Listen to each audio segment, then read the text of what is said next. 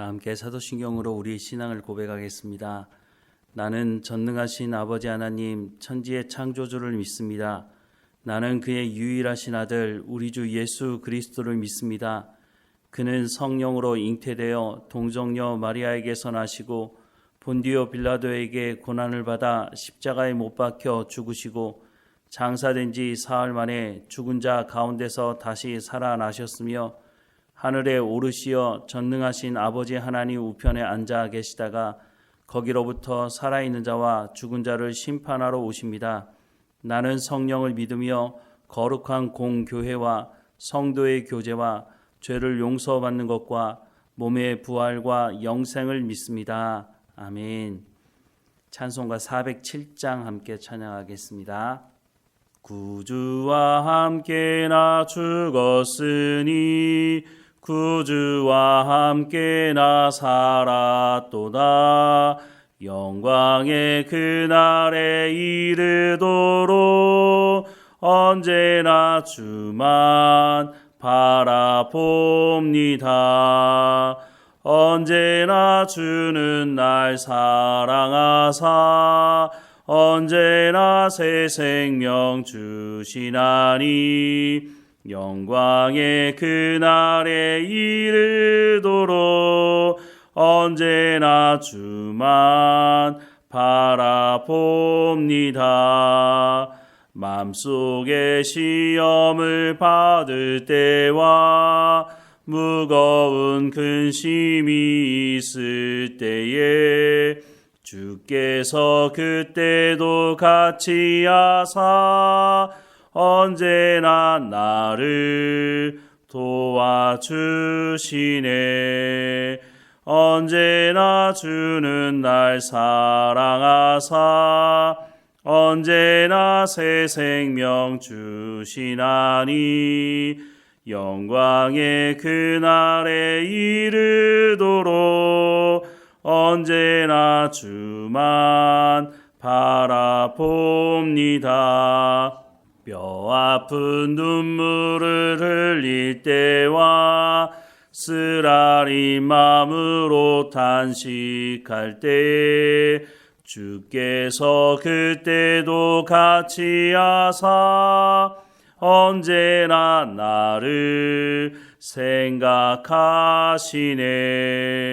언제나 주는 날 사랑하사 언제나 새 생명 주시나니 영광의 그날에 이르도록 언제나 주만 바라봅니다.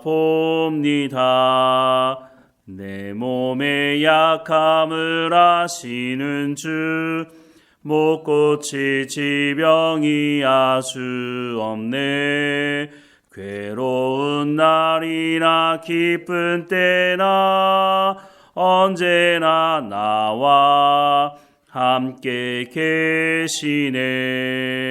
언제나 주는 날 사랑하사 언제나 새 생명 주시나니 영광의 그날에 이르도록 언제나 주만 바라봅니다. 아멘. 오늘 하나님께서 우리에게 주시는 말씀은 에베소서 4장 30절 말씀입니다. 에베소서 4장 30절 말씀 우리 함께 읽겠습니다. 하나님의 성령을 근심하게 하지 말라. 그 안에서 너희가 구원의 날까지 인치심을 받았느니라. 아멘. 가나안 성도라는 말이 있습니다. 여러분도 한 번쯤은 들어보셨을 것 같은데요. 가나안 교회가 있긴 하지만 그 교회 성도를 얘기하는 게 아니고요. 거꾸로 얘기하면 안나가 성도라고 하는 말이죠. 내가 예수는 믿지만 교회는 나가지 않는다라고 하는 사람들을 말하는 것인데요. 사실 이 말 자체도 문제가 있기는 합니다. 어쨌든 교회를 보면서 실망한 사람들이 교회는 나가지 않겠다라고 말을 하고 있는 것이죠. 이런 사람들을 다루는 책도 나와 있습니다.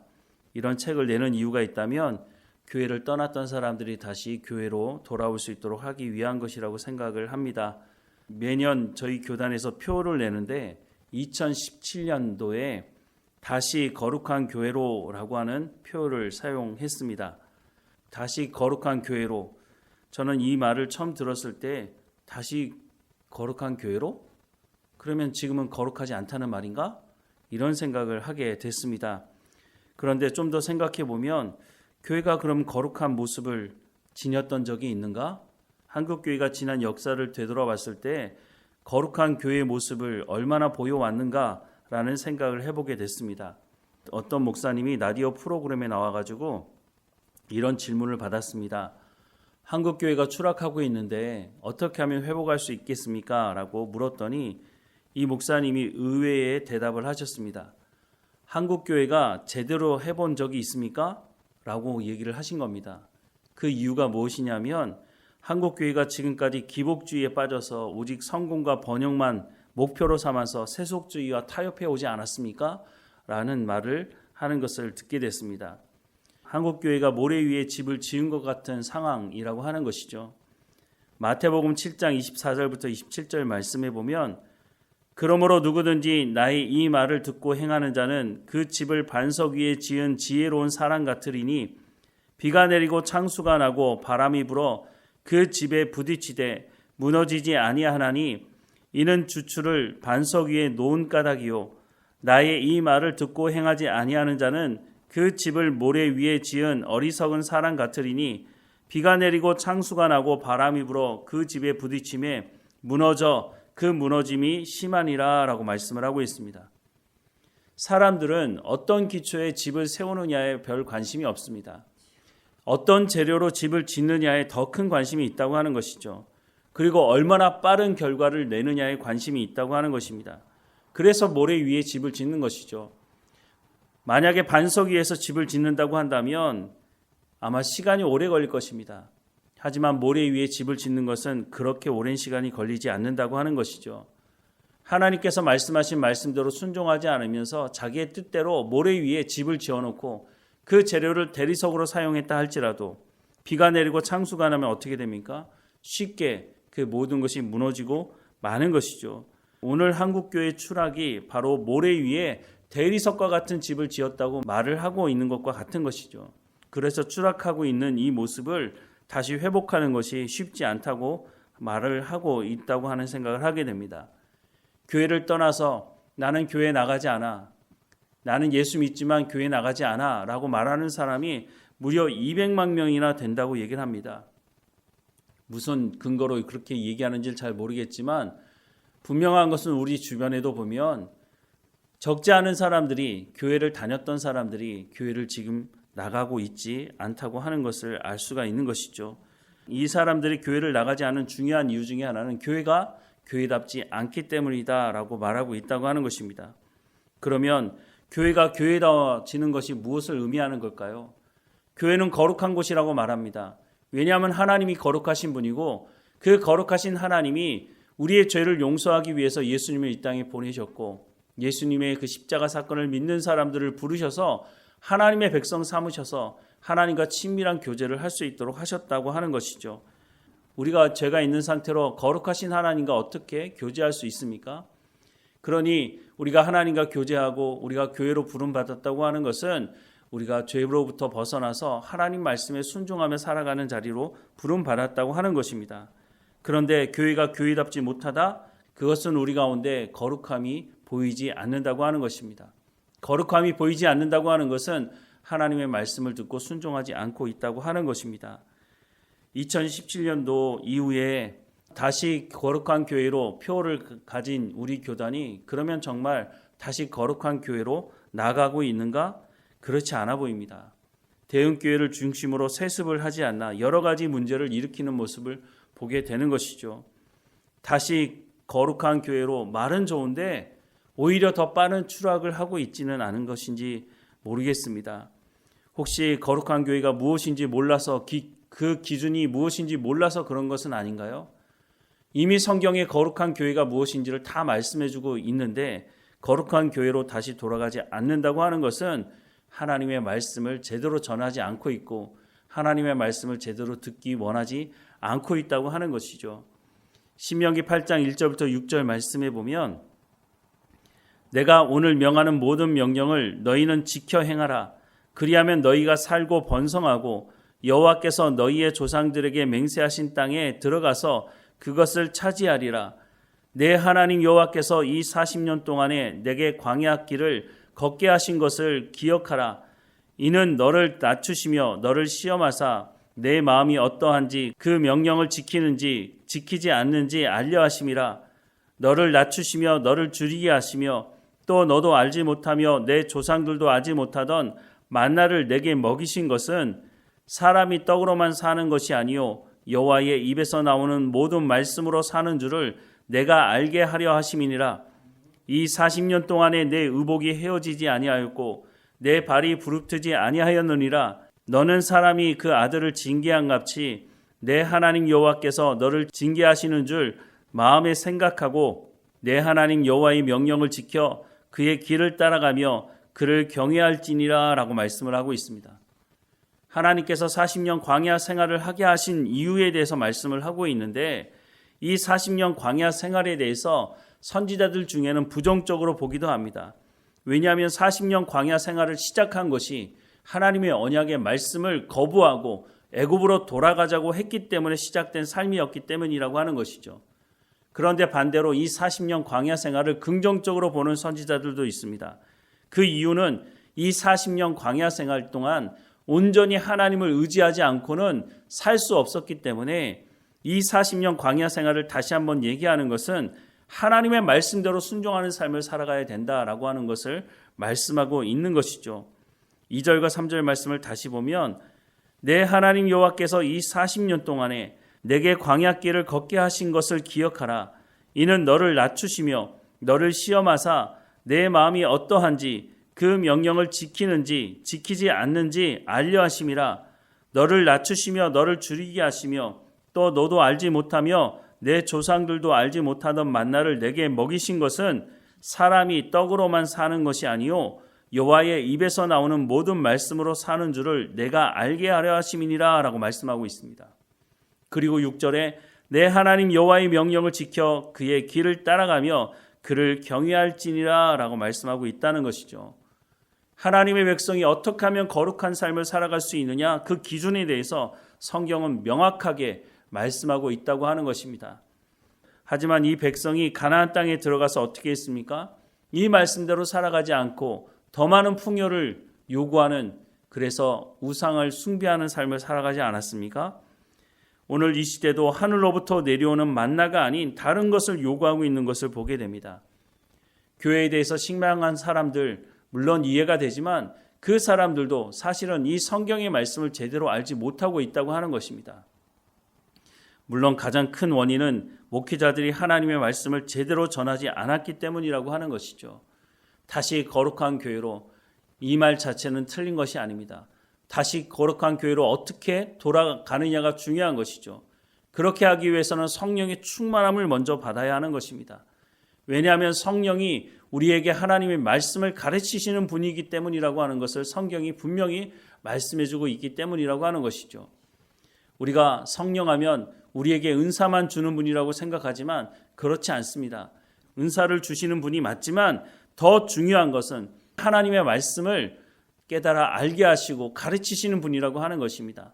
또한 우리의 삶 가운데 성령의 열매를 맺게 하시는 분이라고 성경은 말씀해주고 있다고 하는 것이죠.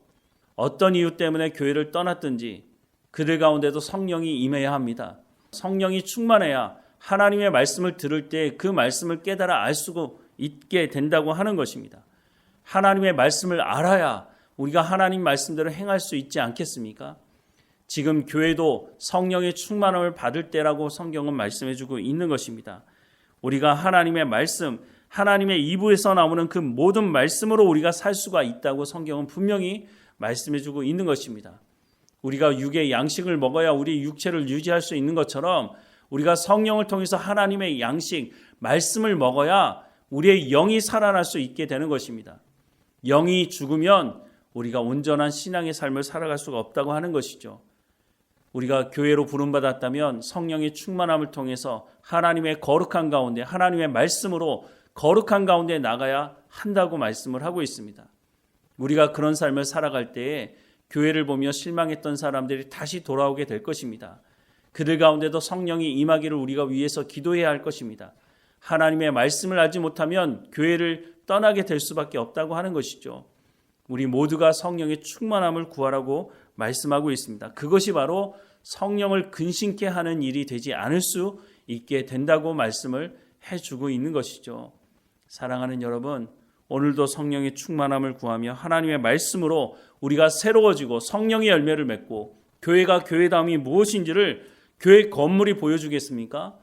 교회에 출석하는 성도들이 교회다움을 보여주지 않는다면 교회가 교회다움이 무엇인지 세상 사람들, 교회를 떠나는 사람들이 어떻게 알 수 있겠습니까?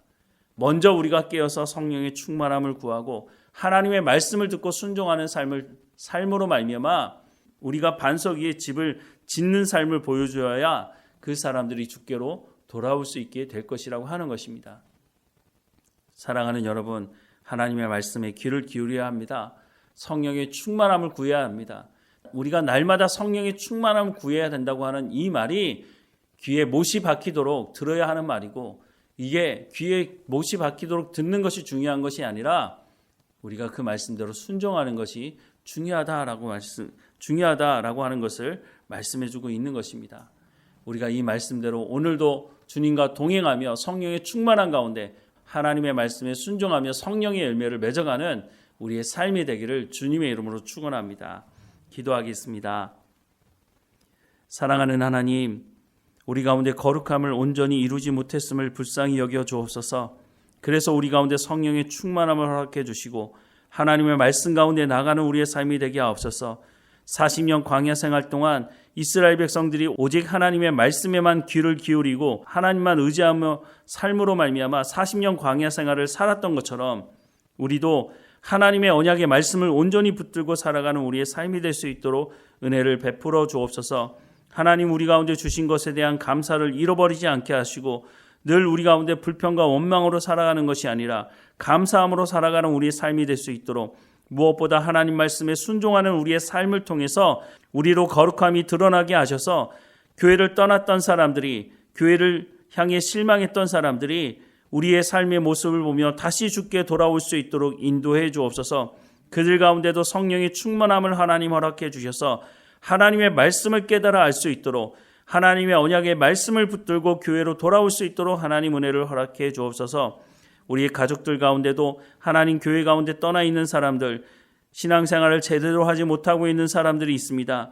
하나님 불쌍히 여겨주시고 그들 가운데 하나님의 말씀을 듣게 하시고 그 마음에 하나님의 말씀을 새길 수 있도록 성령께서 역사해 주옵소서.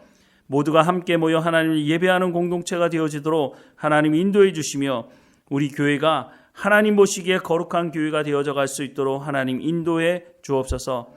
오늘도 우리 가운데 맡겨진 모든 일에 충성을 다할 수 있도록 우리 가운데 힘과 능력과 건강함을 허락해 주옵소서. 늘 우리와 함께 하시는 하나님께 감사드리고 예수 그리스도의 이름으로 기도드립니다. 아멘. 하늘에 계신 우리 아버지, 아버지의 이름을 거룩하게 하시며 아버지의 나라가 오게 하시며 아버지의 뜻이 하늘에서와 같이 땅에서도 이루어지게 하소서. 오늘 우리에게 일용할 양식을 주시고 우리가 우리에게 잘못한 사람을 용서하여 준 것 같이 우리 죄를 용서하여 주시고 우리를 시험에 빠지지 않게 하시고 악에서 구하소서. 나라와 권능과 영광이 영원히 아버지의 것입니다. 아멘.